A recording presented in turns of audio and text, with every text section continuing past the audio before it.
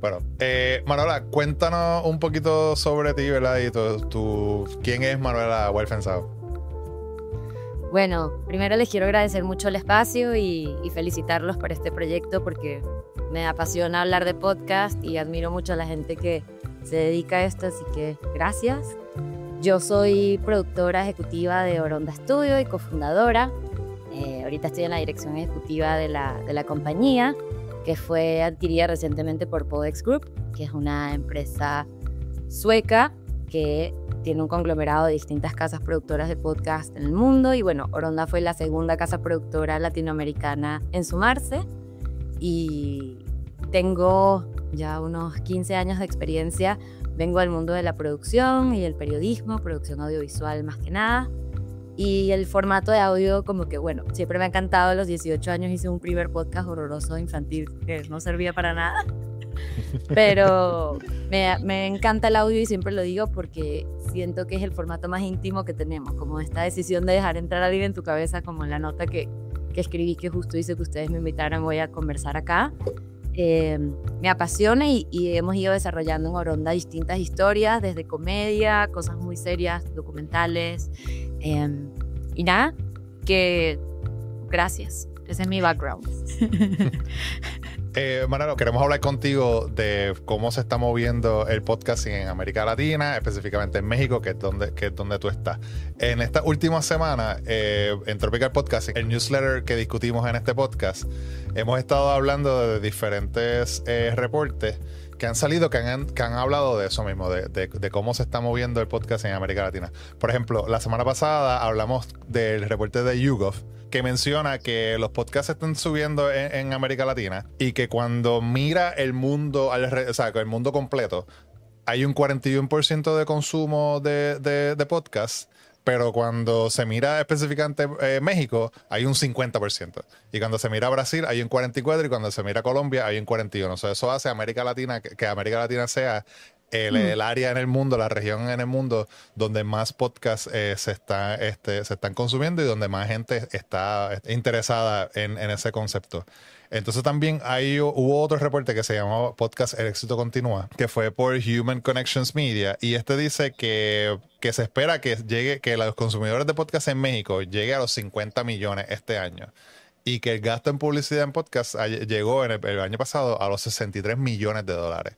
O sea, estamos viendo mucho interés y también mucha inversión. Y queremos hablar contigo de eso. Primero, del interés. ¿Hay de verdad tanta gente en México escuchando podcasts? O la gente que tú te relacionas o sea, son, como dicen, los frikis del podcast, están consumiendo de esa manera. Sí, definitivamente México es líder hoy en audiencia y producciones en la región, y eso es muy emocionante. Bueno, también México es un país muy grande, donde creo yo que la transformación del podcast en esta especie de show que es digital, que se consume desde YouTube, o sea, como el componente en video y todos los social clips que uno consume a veces en TikTok, sí le han dado como una relevancia y una manera de consumir el podcast que es masiva. Y creo yo que, como bien saben, el podcast es de nicho.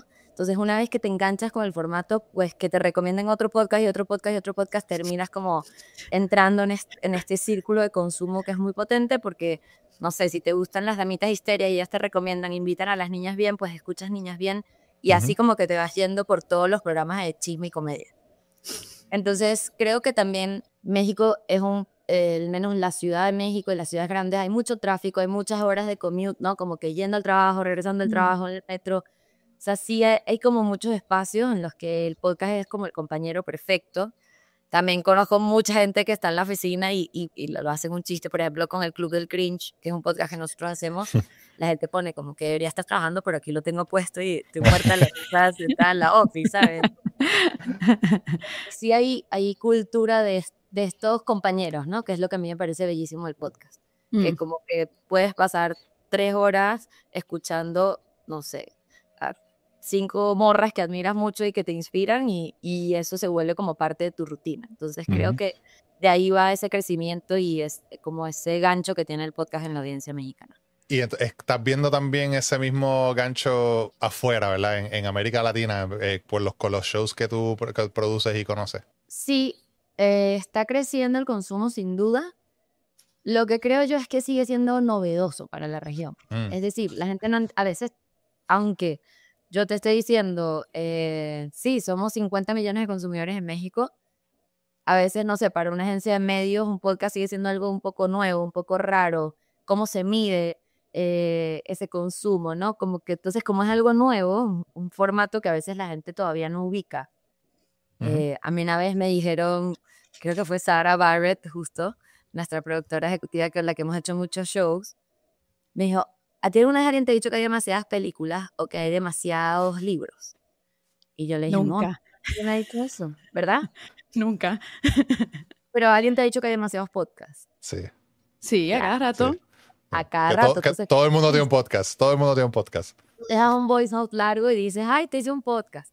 ¿Qué pasa? Que es un formato, es algo que sigue siendo relativamente nuevo. En la región tenemos apenas 7 años haciendo podcasting en serio. En Estados Unidos, que son 15, 20 años. O sea, es como, sigue siendo innovador y por eso se siente como esta llegada del formato. Pero, no sé, por ejemplo, nosotros tuvimos la experiencia con La Última Trinchera de nadie está haciendo podcast para gente de 60 para arriba. Esa audiencia no es, en México nadie le está hablando.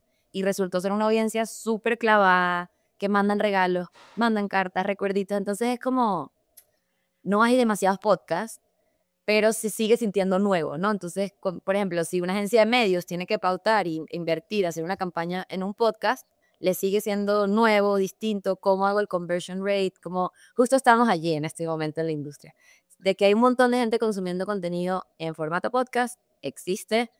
De hecho, para 2027 ya Latinoamérica va a ser líder en los estudios que yo he leído según PodNews en el mundo entero en consumo de podcasting. Ujú.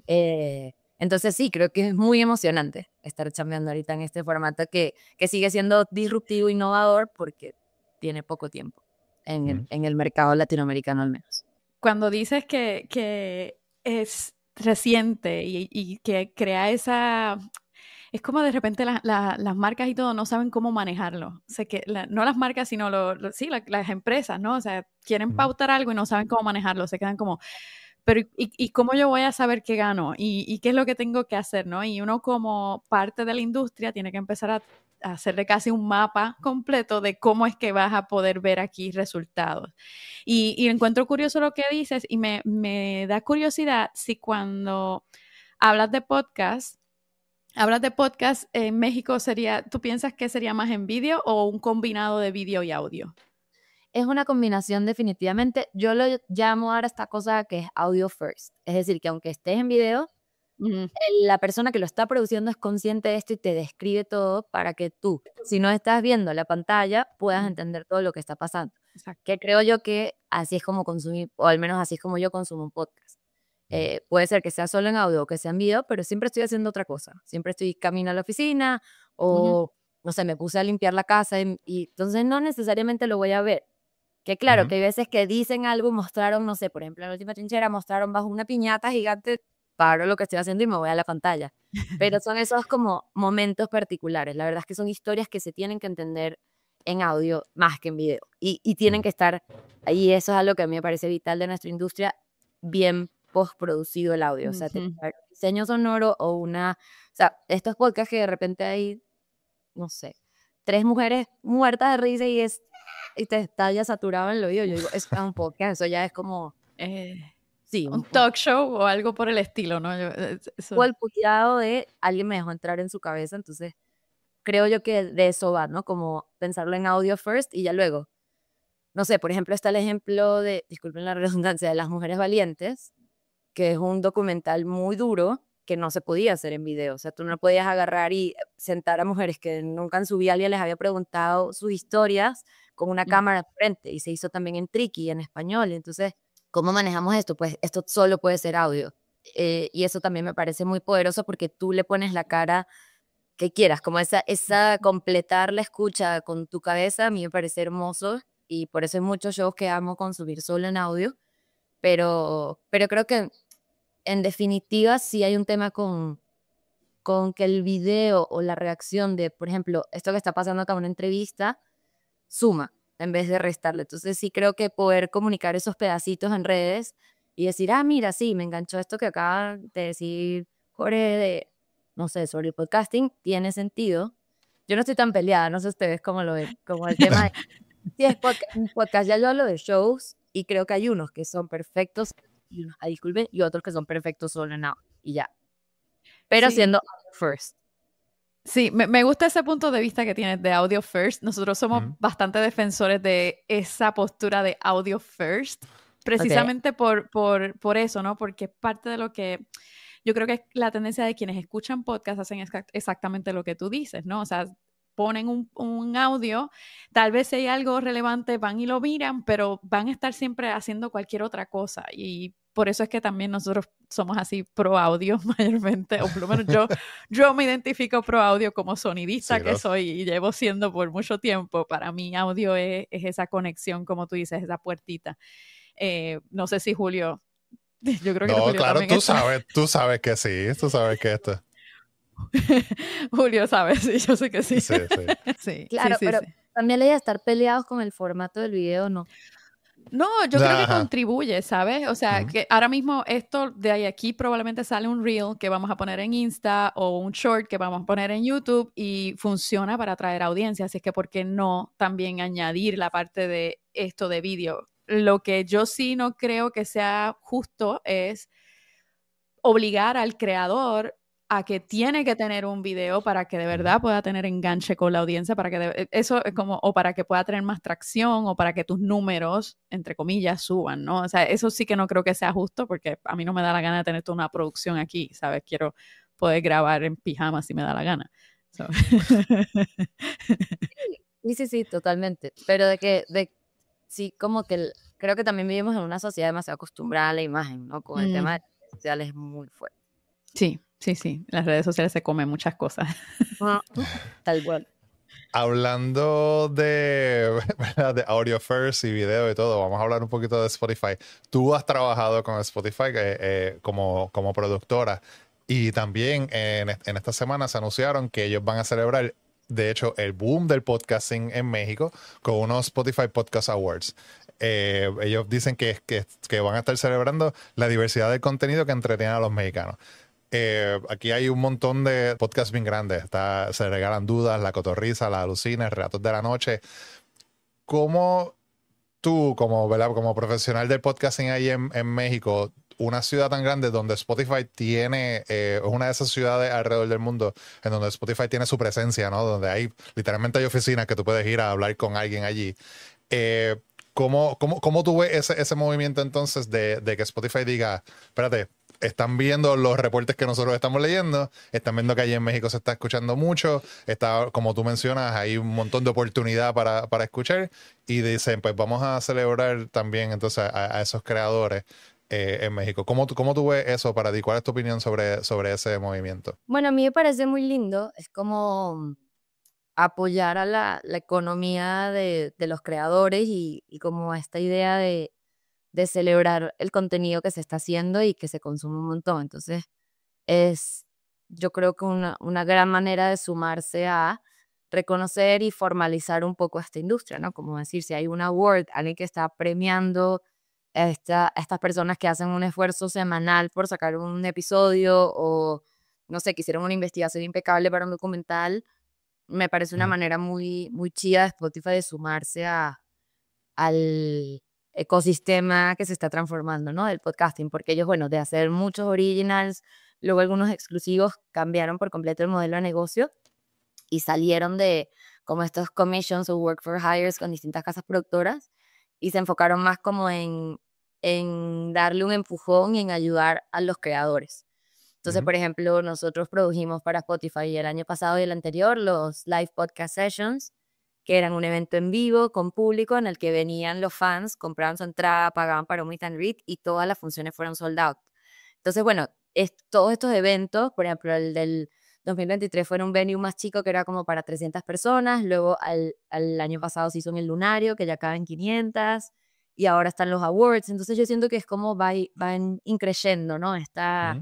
Esta formalización y como este apoyo a los creadores de contenido de parte de Spotify, eso me parece algo muy bonito y como muy acertado, como una manera también de apoyar y legitimizar algo que definitivamente es un negocio. O sea, todos estos creadores viven de contar sus historias, de hacerte reír, de hacerte que te dé miedo, algo que aprendas, no sé, por ejemplo, las chismes corporativos, las amo, cómo te cuentan, cómo se compran y venden empresas o qué pasó con una compañía de una manera súper lúdica y narrativa, pero a la vez estás aprendiendo de negocios, ¿no? Cómo fue el drama familiar en Louis Vuitton y, ¿sabes? Como que creo que es reconocer un montón de chamba que se hace en este lado del negocio y me parece que habla también de cómo una empresa sueca gigante como Spotify lo esté haciendo en México, habla de la relevancia que tiene el podcasting en este mercado. Fíjate, tú dijiste algo que yo estoy súper de acuerdo, que es eso de que Spotify se esté moviendo, de tener un montón de originals y adquirir un montón ¿verdad? De producciones y esto, a, actually, vamos a mejor, los podcasts que ya están ahí, vamos a darle una oportunidad de crecer. Como tú dices, creando eventos, hablando con gente que está allí en el piso, ¿verdad? En el lugar y decir, pues que ustedes ayúdenos a nosotros a darle este impulso, haciendo este tipo de awards. Porque, bueno, ya lo vimos en Estados Unidos, lo vimos con la compañía de Reply All, o sea, que compran estas compañías completas y de repente usan, ok, pues hay 16 podcasts, pues vamos a cortar 6 de la primera después de la adquisición y le vamos a dar un brequecito a esta gente y de repente pasa un año y cierran y de repente se desaparecieron esos podcasts. Sí. Y aunque eso fue un boost para esa gente, ¿verdad? Para esos creadores, y sí, pues estuvieron un año que fue bastante bueno y algunos ganaron dinero con eso, termina destruyendo toda esa el IP, ¿no? El intellectual property. O sea, todo eso que crearon, todos esos años que ya llevaban haciendo. De repente Spotify dice, como es mío, pues ya no quiero. Y no tiene break. Entonces, si el creador quiere empezarlo de nuevo, pues tendría que literalmente empezar desde cero. Y como que eso fue lo que están intentando hacer los dos hosts de Reply All. Están empezando dos podcasts por su lado que son casi similares. Que yo creo que, o sea, estoy de acuerdo contigo en eso de que sería mejor ese modelo, ¿no? De vamos mejor a impulsar, vamos a darle como tienen, no sé si en México lo tienen, pero en Argentina tienen el estudio, creo que en Miami tienen uno también, que es un estudio que tú vas y puedes grabar allí, o sea, ese tipo de cosas, pues yo creo que es un mejor modelo para la compañía. Sí, aquí creo que no hay un estudio, sino que es más bien estos push que son grandes, o sea, que te digan, mira, te vamos a hacer o sea, tu show se va a grabar en vivo con audiencia y luego te pasamos el episodio editado y, o sea, eso es muy lindo también el premio, como que se buscan alianzas, ¿no? Con estos creadores y, y creo yo también, como sigue siendo un formato que tiene 8 años, 7 años, vamos a seguir viendo transformaciones, adaptaciones, cambios, de repente quien quita Claro. que en 2 años diga, ah, no, ahora quiero hacer un original que hable el negocio del podcast y porque hay que dar un boost. O sea, como que justo creo que es eso. Estamos como en una industria que se está consolidando. Y todo Sí. esfuerzo que asume a fortalecerla, a legitimizarla, a mí me parece bellísimo. En un momento hablaste de cómo el podcast ayuda a contar historias, ¿no? Y yo totalmente de acuerdo con eso. Pero me está curioso también el asunto de que sí ayuda a contar historias, pero como lo dijiste en el artículo que escribiste, decías también, ¿no? Que ayuda a las marcas también, puede ayudarlas de cierta manera y que es un punto que no estamos viendo tan explotado todavía, que sería genial verlo más explotado y concurro contigo absolutamente. Es como, tienes esa oportunidad, ¿por qué no la aprovechas? Y me gustaría ver tu punto de vista, si alguien no ha leído, por ejemplo, el artículo, que nosotros no nos tragamos los dos, pero si no han leído el artículo, ¿cómo es que cómo es que puede colaborar con la marca un podcast, ¿sabes? Esa oportunidad tan maravillosa que da y que puede uno salirse de la caja, no tiene que ser necesariamente tengo que hacer un podcast de entrevista. ¿Se acuerdan de Bloom, el podcast? ¿Lo escucharon o no lo conocen? No, yo no conozco ese. Un podcast maravilloso que se llama BLUM, Bloom. Ok. Hizo el Ministerio de Turismo de Suiza, si mal no recuerdo, en alianza con España para promover el turismo español en Suiza Y es una Ok. canción en la que una joven, de una manera misteriosa, se va a buscar a esta artista, músico, pintora llamada Bloom, y no se sabe, o sea, es un thriller en el que tú no tienes idea, son puros cliffhangers, te quedas así, pero ella resulta que está paseando por muchos espacios y te los va describiendo, obviamente solo audio. Entonces tú estás paseando por todas estas ciudades en las que dices, ay, aquí Kandinsky pintó esto y no sé qué, y wow, tal, pero en verdad es una historia de ficción, o sea, eso es una puesta de marca hermosa, eso es un branded podcast que me encantaría que en México alguna marca o algún ministerio de turismo se atreva a hacerte viajar y pasear, porque justamente eso es lo lindo del solo audio en este caso. Ujú. Está completando esta idea de que te imaginas y entonces te quedas picado y dices, ay, voy a googlear cómo se ve la plaza o este museo. O sea, como que siento que es un engagement real, porque tú estás completando la cosa, ¿no? En tu cabeza. Entonces, por ejemplo, esa es una forma. Otra forma es, ahorita nosotros acabamos de hacer para Buscapina Fem, vinieron invitados al Club de Cringe, que es un podcast en el que usualmente leemos cartas y diarios, pero les hicimos 4 episodios especiales en los que hablamos de menstruación y de cómo cuando eras chiquita escribías en tu diario cosas sobre esto, o cómo se siente el amor cuando estás hormonal, porque es diferente, y cómo alguien lo dejó registrado en un diario. También de repente vino una ginecóloga invitada a contarnos las cosas más cringe que le han pasado en su consulta y a la vez comentarnos, bueno, no sé, de repente no es normal que te gastes un paquete de toallas en un día, o sea, eso puede ser que Ya. tengas una enfermedad, anda a chequearte. Entonces, creo yo que hay muchas maneras de colaborar, desde hacer como marca un podcast, como lo que les comenté de Bloom, o no sé, de repente armar un podcast para hablar de temas muy densos, por ejemplo, para la industria de farma, que hay veces que uno no debe anunciarse o no se puede por temas de legislaciones locales. Aquí en México es así. Bueno, ¿qué tal si hablamos de menopausia sin tabú, perdón, sin tapujos, como sin tenerle miedo? Y esto simplemente lo patrocina una marca que tiene algún tipo de vínculo con el tema de la menopausia. Entonces, Mm. puedes hablar de temas muy complejos, de temas con humor, con frescura, con cercanía, y sin tener que pensar que es un comercial que va a salir 60 segundos al aire por un mes en el que te gastaste una fortuna, y aquí es lo que está quedando evergreen.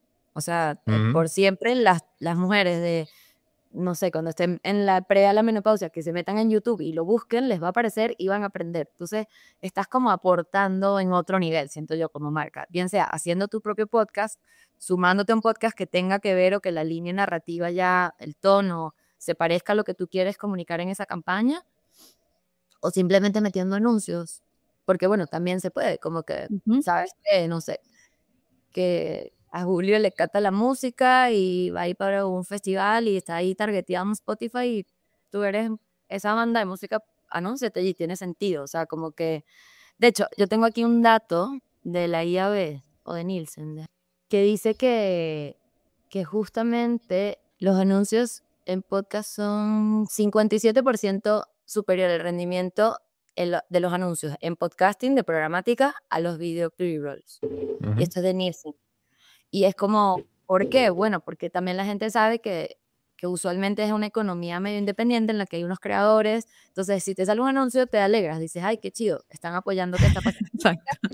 que es un espacio que yo consumo y que me interesa porque me dice qué está pasando en mi negocio. Entonces, estoy feliz de saber que, no sé, cualquier marca está ahí presente. Y hay un estudio de brand fans también, como con los podcasts, que están más abiertos, tienen como más disposición a consumir un podcast, aunque sepan que es branded, porque saben que es una marca haciendo un esfuerzo por hablar de un tema que a ellos les interesa. Exacto. Entonces, es como, sí, un ganar-ganar, siento. Sí, definitivo. ¿Y cómo? Y esto quizás es una pregunta un poquito más deep, pero Ok.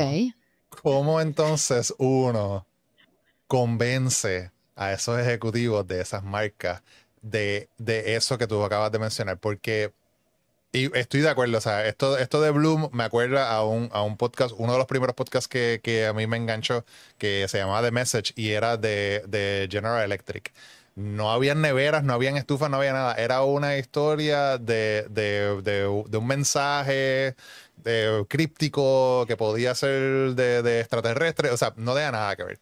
Pero era branded, ¿verdad? Se habla de que el podcast puede ser mucho para brand recognition, ¿verdad? Para reconocimiento de marca, que eso, pues, no, quizás no es necesariamente no tiene que ver nada con la marca, no con un producto de la marca, pero es auspiciado por la marca y pues ya te acuerdas. O sea, yo me acuerdo de General Electric siempre. Pero hay muchos de estos ejecutivos, muchas de estas marcas que lo que quieren es los números, ¿verdad? Y quieren ver, no, pero yo quiero ver números ahora y quiero ver cuántos seguidores y cuántos downloads y toda la cosa. ¿Cómo está ese balance entre esto no va a pasar de inmediato, tienes que darle break? Y cómo, ¿verdad? ¿Cómo se le habla a esa gente cuando tú estás ahí tratando de vender y hacerle ese pitch a esos ejecutivos? Enamorando. Pues, justo el desafío en el que estamos, porque también creo que sí hay una parte de lo novedoso del formato que no tenemos todavía tantas herramientas de accountability, como de decir, sí, el conversion rate por escuchar el podcast para que compraran neveras, refrigeradores de General Electric o lo que sea, estufas, es tal. O sea, como que creo que vamos a llegar ahí y mucho antes de lo que nos imaginamos. Yo creo que ya o sea, tengo algunos episodios que hemos rodado con algunas campañas que son más cercanos a esos datos, pero yo creo que es un tema más de generar comunidad. O sea, una marca que no le interese hacer engagement y comunidad no debería hacer un podcast. O sea, una marca que lo quiere vender y ya, pues definitivamente el podcast sigue siendo nicho. O sea, no es una audiencia tan masiva. Vete para la tele, vete a los medios tradicionales. O sea, o en digital, lanza una campaña de Meta y vámonos, con un influencer. Si tú quieres contar algo, si tú quieres engage, si tú quieres sumar desde otro lugar, y que de verdad, ¿hace cuánto habrás escuchado tú este podcast? Y te recuerdas por siempre de General y le tengas como un cariño especial porque te entretuvo, te entregó algo que tú recuerdas y aprecias. Ahí es cuando tiene sentido hacer un podcast de marca. También a veces me llegan marcas diciendo me quiero hacer un podcast y le pregunto ¿por qué? Y le digo, no, tú no quieres hacer un podcast, tú quieres hacer una campaña digital en vez de hacer Esos son otros 20. Porque es tus metas y tus números y lo que tú quieres alcanzar. No, o sea, eso es lo primero que yo cuando pitch una idea o trato de vender algo es, por favor, dime cuáles son tus KPIs y pongámonos de acuerdo en esos objetivos de comunicación. Porque también pensar que un podcast solo es un medio de marketing, no necesariamente. O sea, tiene que tener un sentido de, ok, como les digo, es un tema más complejo que yo quiero analizar, que yo quiero como ver cómo puede vivir fuera de lo digital, en lo digital. Por ejemplo, el evento este que les digo de Buscapina se hizo con público. Entonces viene gente que eso ya como le da otro tono, cuentan sus historias. O sea, si tú quieres que la gente se abra y haya una conversación, haz un podcast. O sea, comunidad y engagement. Para mí eso sería la clave. Exacto. Y que temas que, bueno, o a menos que tú como empresa tengas un ala de responsabilidad social empresarial importante y quieras hablar de un tema denso que solo se puede hacer en audio, pues haz un podcast.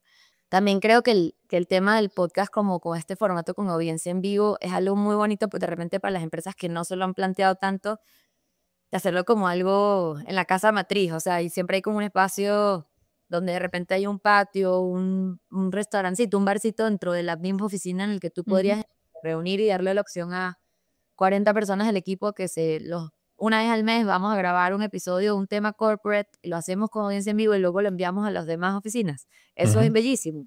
Y no es tan costoso, no es tan complejo, simplemente es preproducción y postproducción de algo, que creo que hacerlo así le da como una dimensión de comunidad que te provoca más, se te antoja más escucharlo, ¿no? Entonces, sí, creo que justamente parte del discurso de ventas es entender muy bien el objetivo que quiera la marca o la agencia o quien sea que sea tu cliente con hacer un podcast.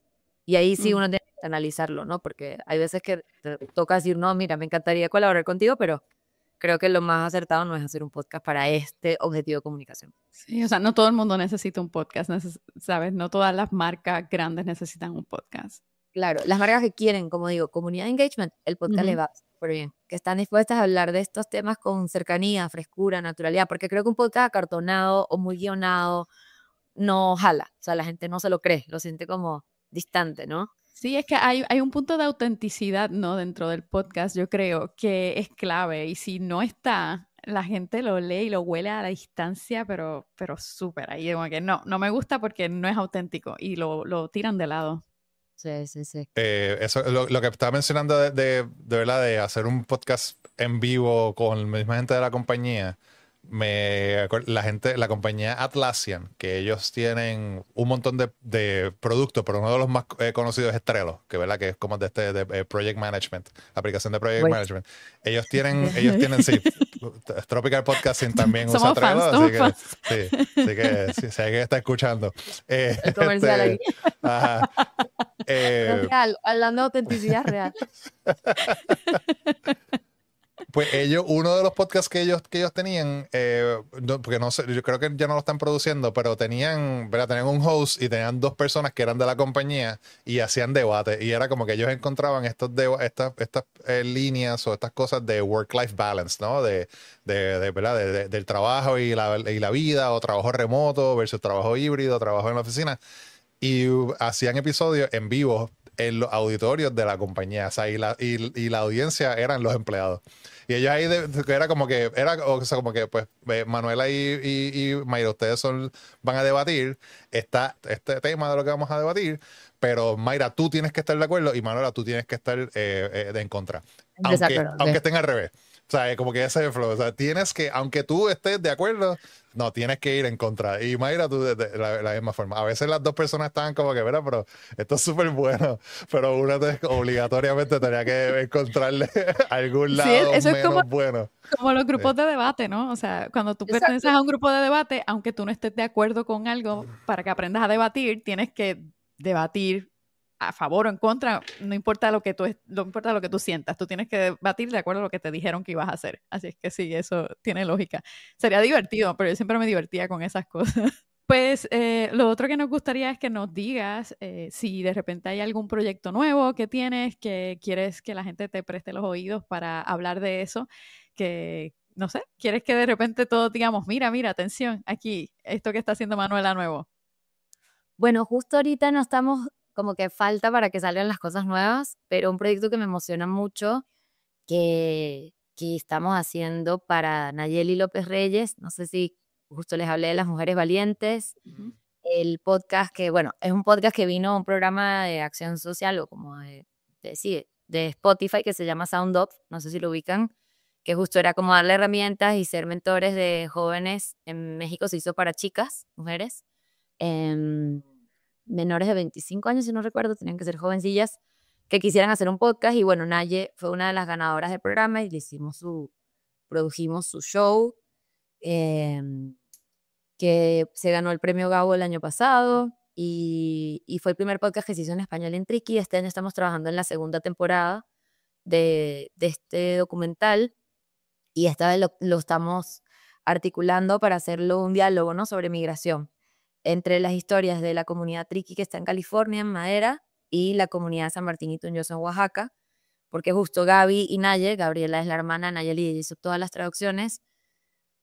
Después de mucho pensar cómo le damos la vuelta y cómo se llama en la segunda temporada, Gaby nos dijo, miren, yo más que otras historias de violencia o de mujeres que fueron compradas, yo lo que más me mueve y nos inquieta en la casa es que ya yo no me acuerdo mucho de mi papá, yo no sé cómo fue hace años. Y si se ponen a ver el pueblo San Martín y Tunjoso, pues hay una gran ausencia de padres porque muchos se van a trabajar en el campo, en Estados Unidos, algunos vuelven, otros no vuelven. Entonces, con todo lo que está pasando en el mundo, nos pareció el mejor momento para hablar de migración. Además, yo soy migrante, Nati, la directora de producción de Bronda, también, ella es argentina y vive acá hace 8 años. Y siento que es como una historia que, por ejemplo, no sé, Mayra, a ti te atraviesa también, me imagino, la migración. Claro. Entonces dijimos, es el mejor momento para contar esto y estamos justo en la preproducción de estas historias que, bueno, espero que el podcast pueda estar listo para diciembre, enero 2025-2026.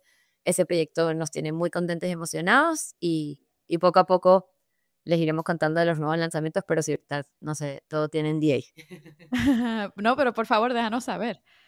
No, y te iba a mencionar que la noticia de que el podcast ganó el premio Gabo en Colombia fue parte de la segunda edición de Tropical Podcasting.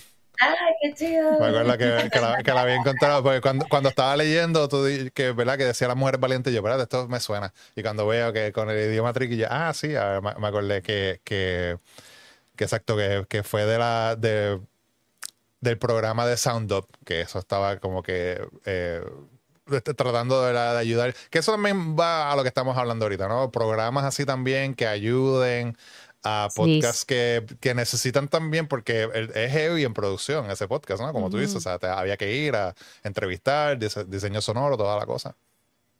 Sí, ese podcast fue un trabajón. Además, la locura fue que las chicas hablan o sea, hay 3 tipos de triqui, alto, medio y bajo, y ellas, no había traductor de triqui, no se escribe. Entonces, era Gaby, casi que a ojos cerrados, nosotros confiamos por completo en su interpretación del triqui, y ella hizo una chamba, o sea, de más, yo le decía a Messi. Ella, o sea, la mejor traductora que he visto en mi vida, era impresionante.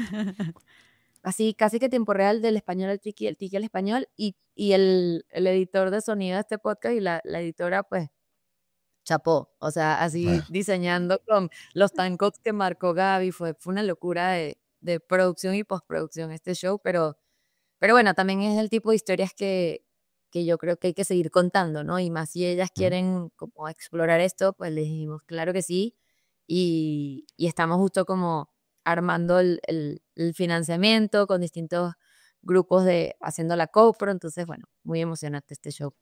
Qué chulo, suena interesante. Quiero que nos dejes saber, por favor, cuando salga, que vamos a hablar de eso definitivo. Gracias. Casi por terminar, todavía hemos mencionado Oronda Studio, ¿verdad? Que lo acaban que se va a ser adquirido por Podex, pero también trabajas con Litoral Casa Creativa y Marpost. Todo esto tú, o sea, eres cofundadora y productora de estas 3 cosas, o sea, tú eres jefa en 3 lugares. ¿Cómo es la cosa? Cuéntanos de eso. No, o sea, mi rol donde chambeo a diario es en Oronda. Aquí soy, pues, como les digo, estoy todos los días metida en las producciones, pensar nuevos proyectos, desarrollo, ideas, aliados. Esto, como que mi know-how y donde me he especializado más es en la producción de podcast. Pero vengo también del mundo de la producción como un set más de cine, y con esa búsqueda nació Marpost. En el mundo de la pandemia, no sé si recuerdan que se paralizaron todos los rodajes, y Rubén Sierra Salles, que es mi socio, y Adrián Gelle, o sea, como con distintas personas que venían del mundo del cine en Venezuela, también migrantes acá, empezamos a postproducir varias películas porque pues, todos los rodajes estaban paralizados. Y en ese momento también como que empecé a producir podcast más formalmente, porque si es un crew mucho más reducido, era mucho más safe, se podía hacer con esto a distancia.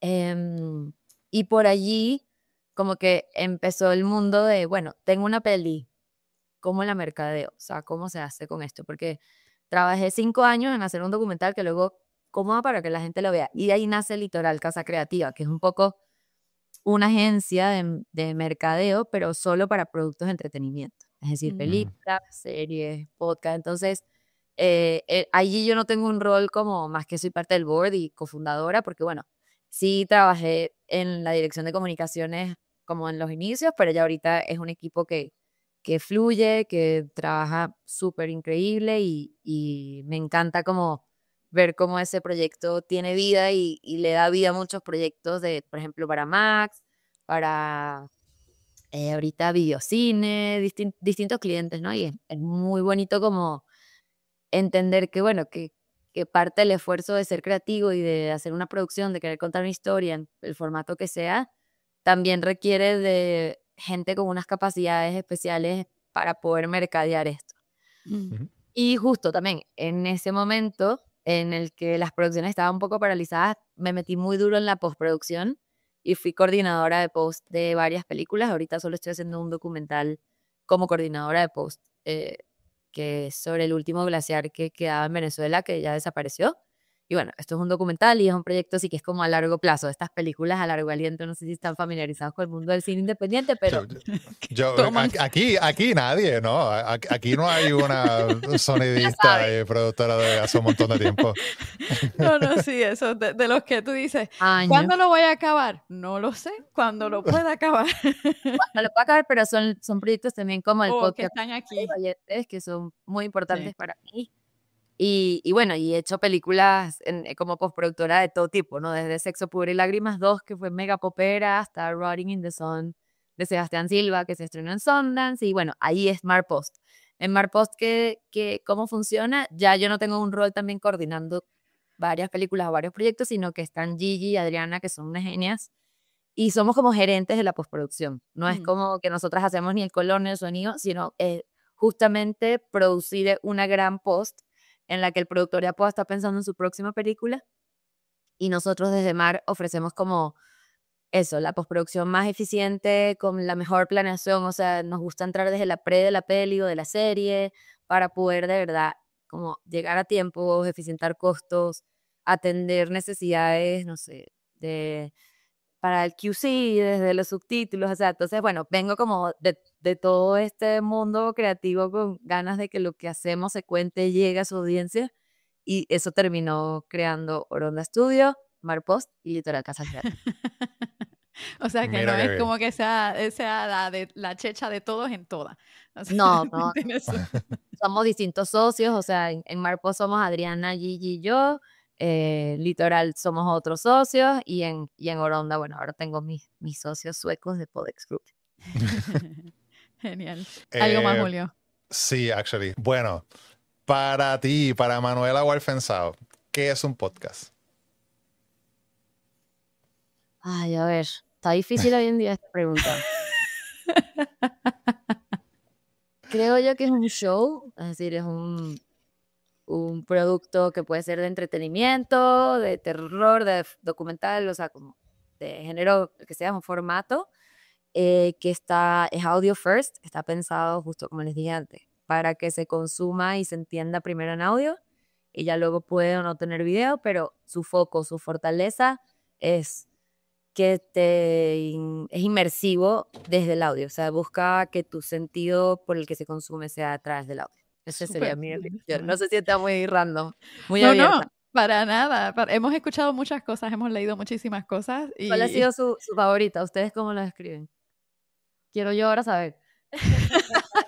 Espérate, nadie nos había hecho esa pregunta.